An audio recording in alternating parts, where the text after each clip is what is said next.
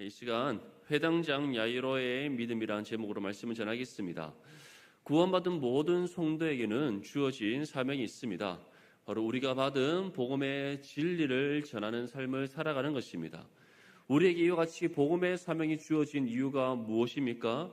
우리 모두가, 다시 말해 구원받은 모든 하나님의 자녀들이 복음의 빛인 존재이기 때문입니다. 이 사실을 믿습니까? 아멘? 그렇다면 복음에 비쳤다는 것은 무슨 뜻인가? 사실 복음에 비쳤다는 것은 우리의 신앙의 삶에 있어서 매우 중요합니다.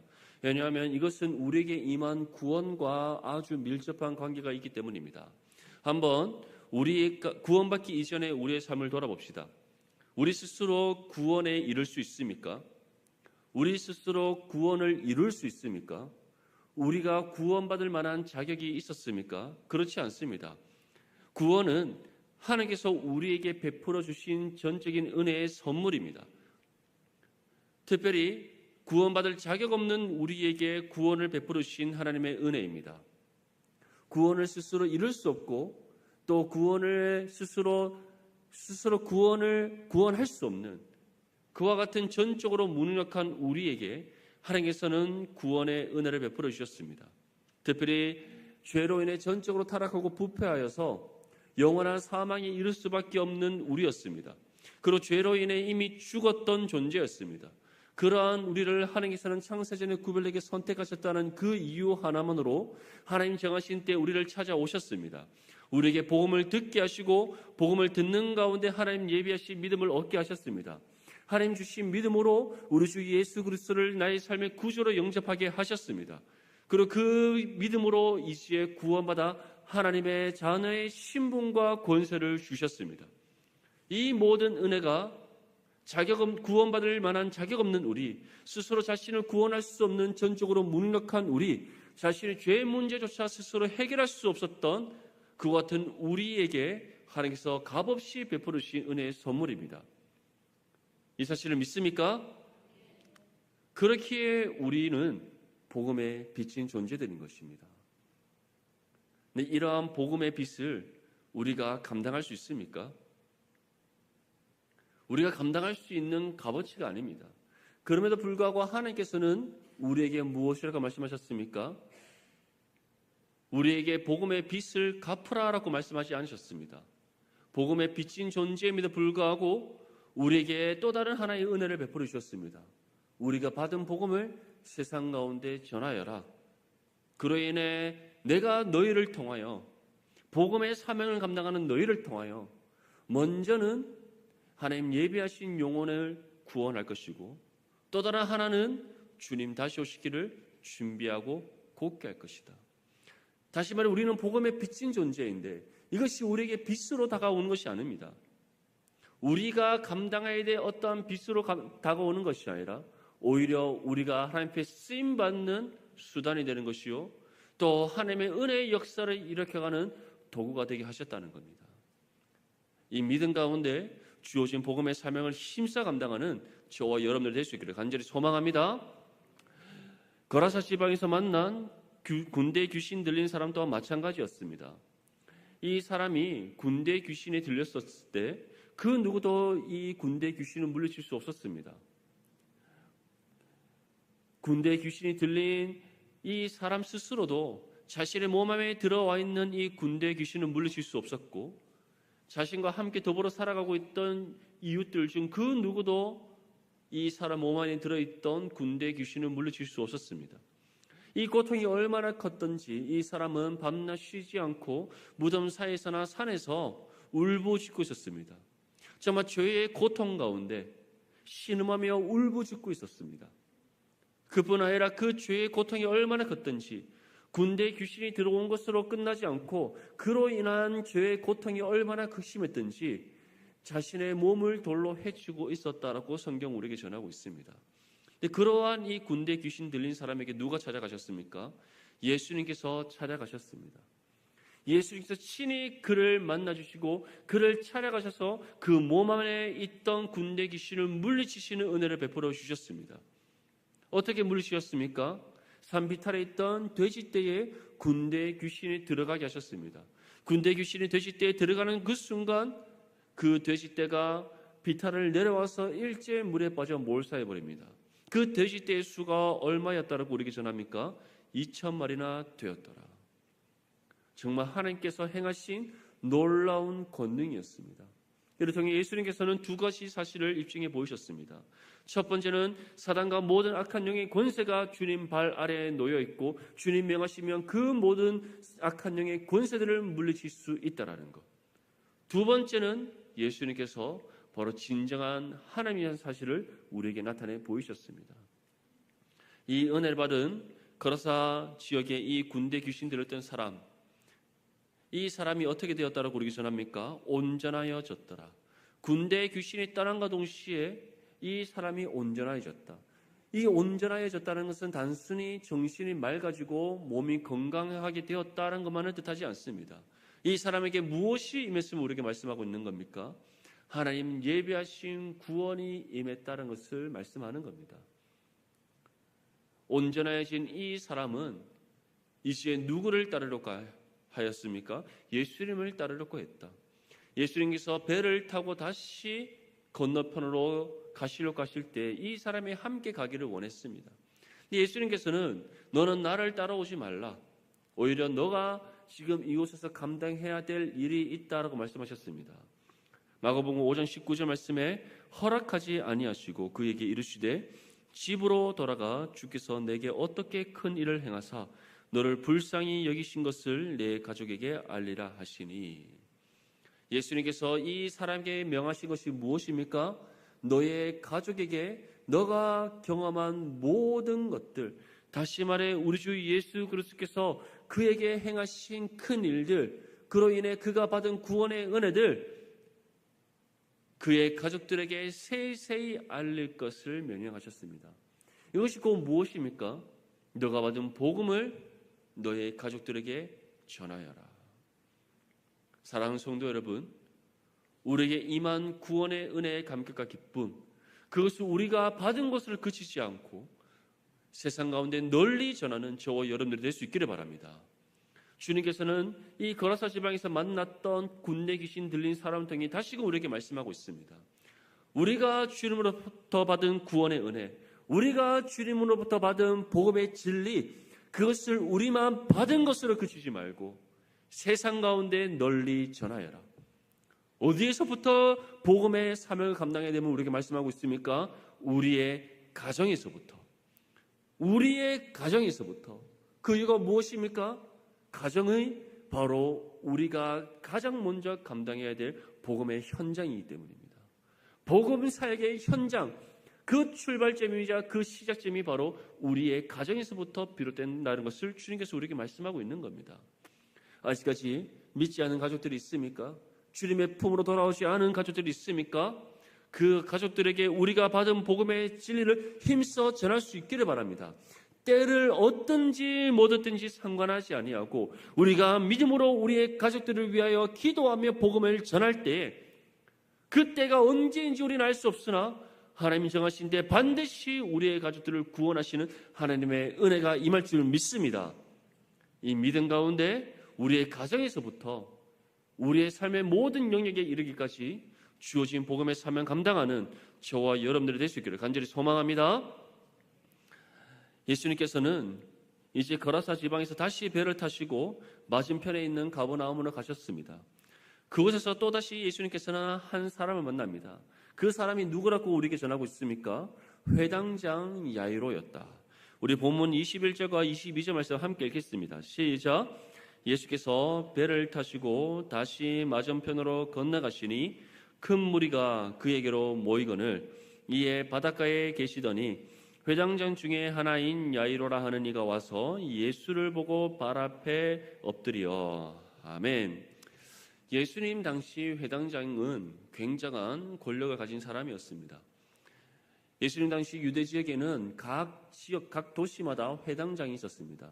이 회당장이 하는 역할은 회당 집회를 주도하는 그런 역할, 다시 말해 오늘날 목사처럼 예배를 인도하고 말씀을 가르치는 역할을 감당한 사람, 그 사람이 회당장이었습니다.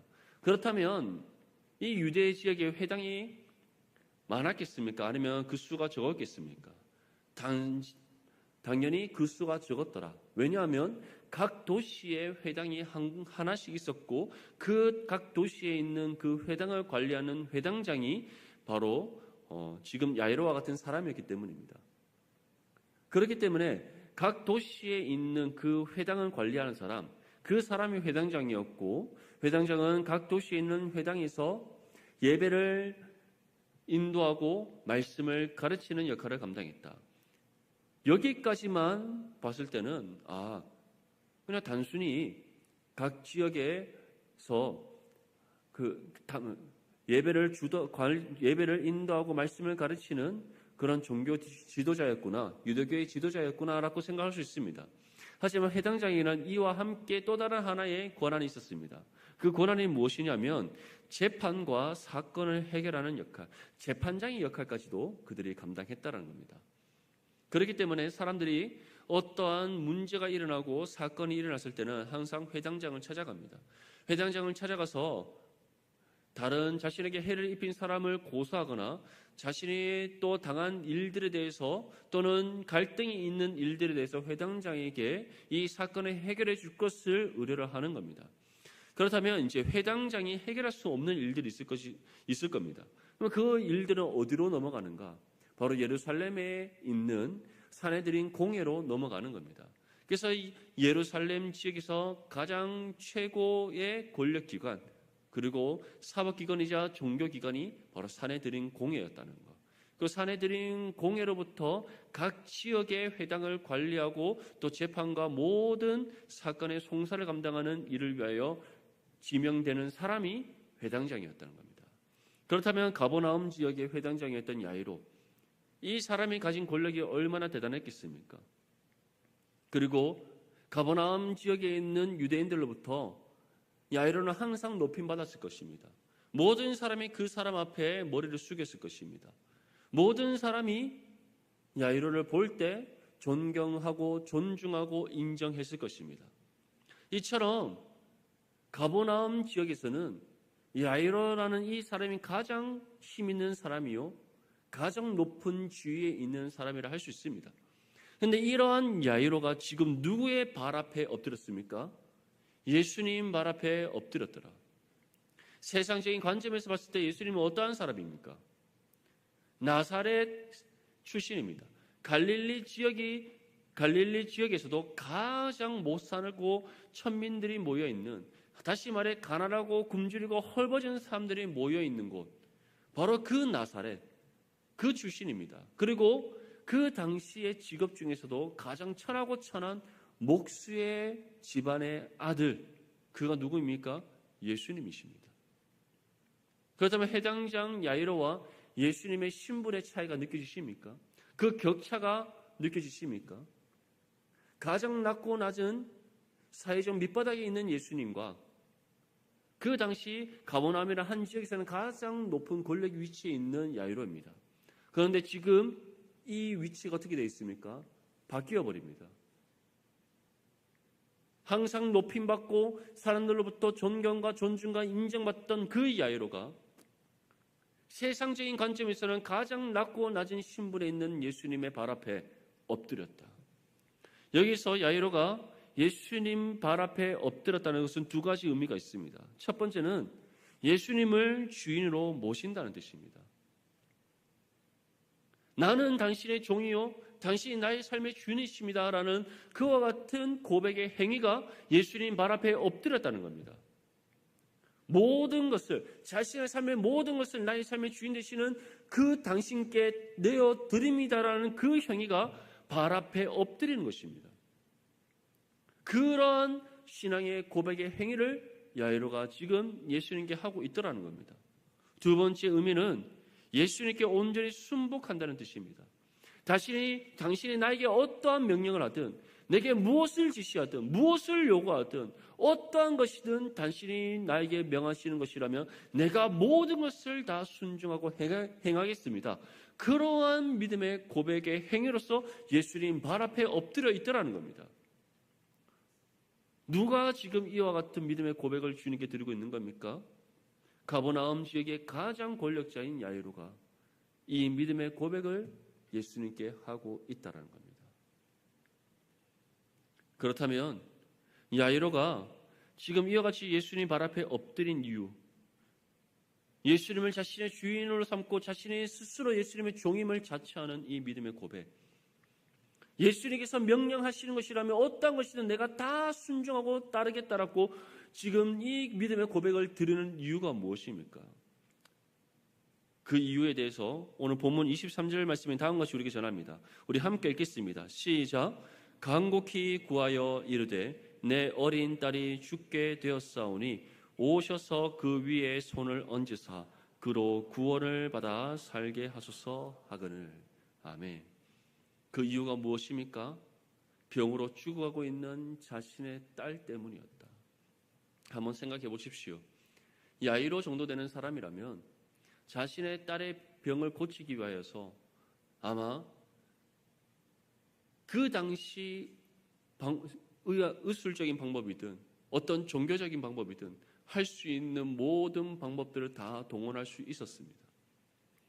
지금 야이로가 예수님께 찾아와서 이 절박한 심정으로 예수님 발 앞에 엎드려 자신의 딸을 살려줄 것을 간구한다는 것은 그 당시 세상적인 방법으로 할 수 있는 모든 것, 의학적인 방법이든 종교적인 방법이든 다른 어떠한 방법이든 그 당시 할 수 있는 모든 방법을 다 동원해 봤지만 실패했다는 것을 우리에게 보여주고 있는 겁니다.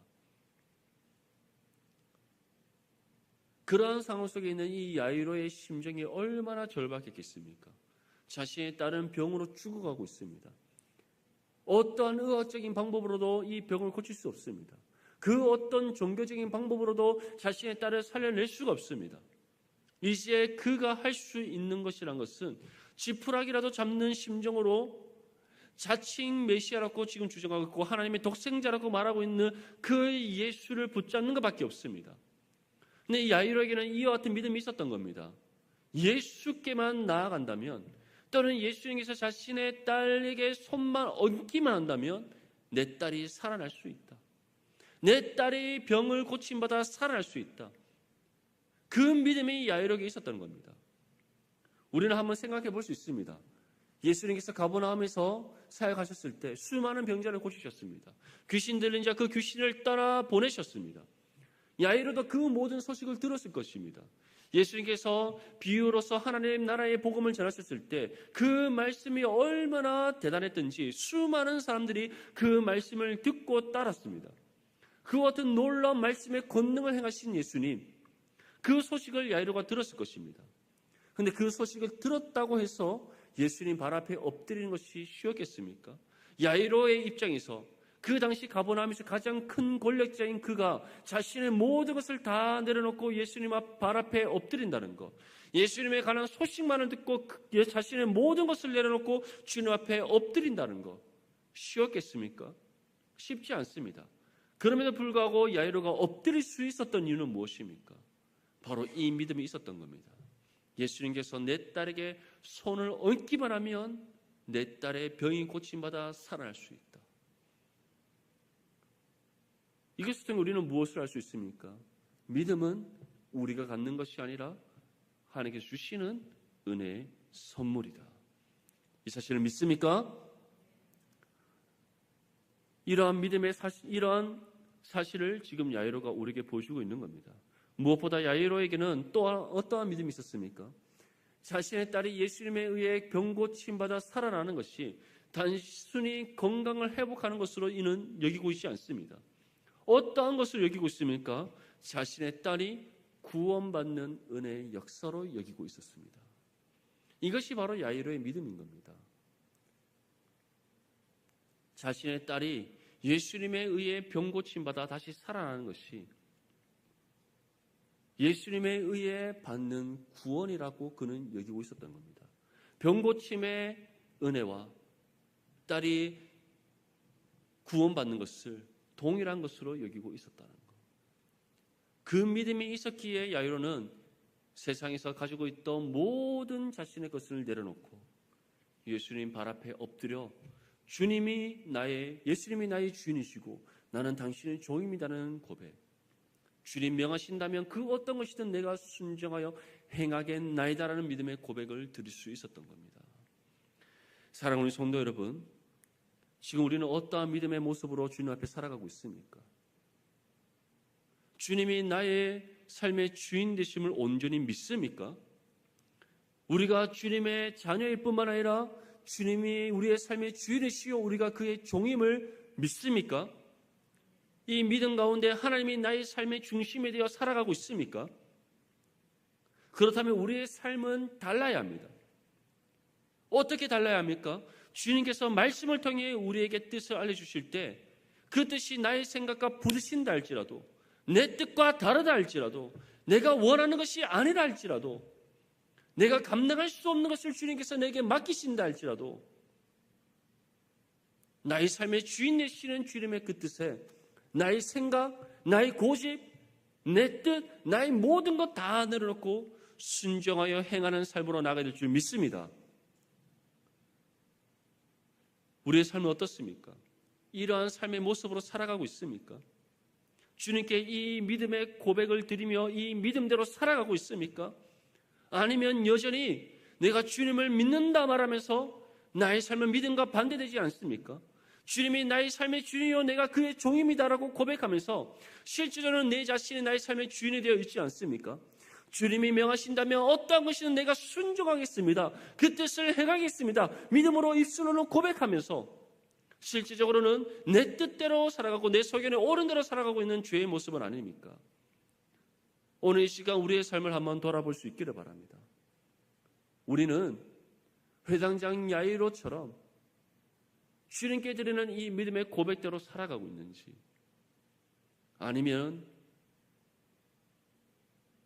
주님께 주님 제가 이러한 믿음이 있습니다라고 고백은 하지만 그 믿음의 고백과는 다른 여전히 옛 죄의 삶을 쫓아 살아가고 있지 않은지 한번 돌아볼 수 있기를 바랍니다. 만약 우리에게 주님께 드리는 믿음의 고백대로 살아가지 못한 삶의 모습이 있었다면 이 시간 주님께 회개할 수 있기를 바랍니다. 회개할 때 주님께서는 우리의 모든 죄를 용서해 주십니다. 우리가 드리는 믿음의 고백대로 살아갈 수 있도록 우리에게 능력을 주십니다. 주님 친히 도움의 손길로 우리를 붙잡으시고 이끌어 주십니다. 그 믿음의 고백대로 우리의 삶을 살아내게 하심으로써 세상과 구별됨을 나타내게 하시고 하나님의 영광을 나타내는 거룩한 삶이 되게 하실 줄 믿습니다. 예수님께서는 야이로의 간구에 다음같이 응답하십니다. 본문 24절 말씀에 이에 그와 함께 가실새 큰 무리가 따라가며 에워싸 밀더라. 지금 예수님 앞에는 또는 예수님 주위에는 야이로와 제자들만 있는 것이 아니었습니다. 수많은 사람들이 예수님 주위에 모여 있었습니다.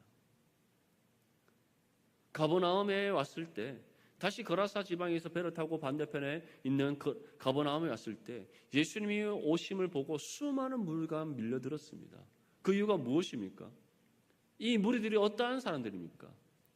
예수님의 말씀의 가르침을 받았던 사람, 예수님으로부터 병고침의 은혜를 받았던 사람, 예수님으로부터 귀신이 떠나가는 은혜를 받았던 사람, 각종 여러 가지 예수님으로부터 은혜를 받았던 사람, 또 그 은혜의 역사를 목격한 사람, 여러 종류의 예수님과 관련된 많은 사람들이 몰려들었습니다.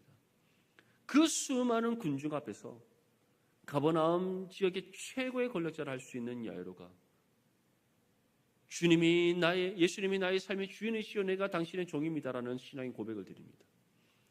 예수님이 명하신다면 어떤 것이든 내가 순종하여 행하겠습니다라는 믿음의 고백의 모습을 지금 보여주고 있습니다. 그러면서 또 이와 같이 간구합니다. 주님께서 내 딸의 몸 위에 손만 대신다면 내 딸이 구원을 받아 다시 살아나게 될 것임을 믿습니다. 정말 놀라운 믿음의 고백이지 않습니까? 주님께서는 이처럼 자신의 모든 것 내려놓고 주님 앞에 나온 이 믿음의 사람 야이로의 간구에 응답하셨습니다. 그 응답이 무엇이라고 우리에게 전합니까? 주님께서 야이로와 함께 그의 집으로 가셨다. 이처럼 예수님께서는 우리에게 다른 어떠한 것을 요구하지 않습니다. 예수님만을 온전히 믿고 그 믿음 가운데 행하는 우리의 믿음의 삶을 우리에게 요구하십니다. 예수님만이 나의 삶의 주인이시여 나의 구준 되심을 믿는 그 믿음, 그리고 그 믿음대로 행하는 우리의 삶, 주님께서는 다른 것이 아닌 이것만을 우리에게 보기를 원하십니다. 사랑하는 성도 여러분, 야이로처럼 주님을 향한 우리의 믿음을 믿음대로 행하는 우리의 삶을 통해 주님께 증명해내 보이는 저와 여러분들의 삶이 될 수 있기를 간절히 소망합니다. 이에 대해 예수님께서는 다음과 같이 말씀합니다. 누가복음 18장 10절에서 14절 말씀에 두 사람이 기도하러 성전에 올라가니 하나는 바리새인이요 하나는 세리라. 바리새인은 서서 따라 기도하여 이르되 하나님이여 나는 다른 사람들 곧 토색 불이 간음을 하는 자들과 같이 아니하고 이 세리와도 같이 아니함을 감사하나이다. 나는 일에 2번씩 금식하고 또 소득의 11조를 드리나이다 하고 세리는 멀리 있어서 감히 눈을 들어 하늘을 쳐다보지도 못하고 다만 가슴을 치며 이르되 하나님이여 불쌍히 여기소서 나는 죄인이로소이다 하였느니라. 내가 너에게 이르노니 이에 저 바리새인이 아니고 이 사람이 의롭다 하심을 받고 그의 집으로 내려갔느니라. 무릇 자기를 높이는 자는 낮아지고 자기를 낮추는 자는 높아지리라 하시니라. 예수님께서는 바리새인과 세리의 기도의 비유를 통해서 누가 하나님부터 의롭다함을 인정받는 참 믿음의 사람인지 우리에게 나타내 보이십니다. 누굽니까? 자신의 의를 자랑하는 바리새인입니까? 자신의 죄인됨을 자복하며 인정하여 믿음의 겸손함으로 나오는 세리입니까? 진정한 참 믿음의 사람은 나의 나됨을 자랑하지 않습니다. 자신의 모든 것을 주님 발 앞에 내려놓고 엎드리는 사람입니다. 세리와 같은 믿음을 소유한 그 사람, 야이로와 같은 믿음을 소유한 그 사람이 바로 참 믿음의 사람입니다. 그리고 우리의 믿음은 우리의 입술로 고백되어지는 것으로 증명되는 것이 아닙니다. 우리의 믿음은 하나님의 말씀의 뜻을 따라 살아가는 복음의 삶으로 살아내는 우리의 삶을 통해 증명되는 겁니다. 거기에서부터 놀라운 복음의 능력이 이 땅 가운데 우리의 삶을 통해 나타난다는 사실을 기억할 수 있기를 간절히 소망합니다. 사랑하는 성도 여러분, 우리의 믿음의 모습을 돌아볼 수 있기를 바랍니다. 우리의 믿음의 모습이 바리새인과 같은 모습은 아닌지, 아니면 세리와 같이, 야이로와 같이 하나님 앞에 우리의 삶을 통해 증명내는 신실한 믿음의 삶은 아닌지 한번 돌아볼 수 있기를 바랍니다. 간절히 원하는 기도는 야이로처럼 자신의 죄인됨을 인정하고 고백하였던 세리처럼 신실한 믿음의 삶을 살아가는 저와 여러분들이 될 수 있기를 바랍니다. 주님을 향한 우리의 믿음을 우리의 삶으로 증명해내는 의로운 믿음의 사람이 될 수 있기를 바랍니다. 이를 통해 먼저는 하나님께 영광 올려드리고 이 땅 안에 놀라운 복음의 역사를 일으켜가는 저와 여러분들의 삶이 될 수 있기를 주님의 이름으로 축복합니다.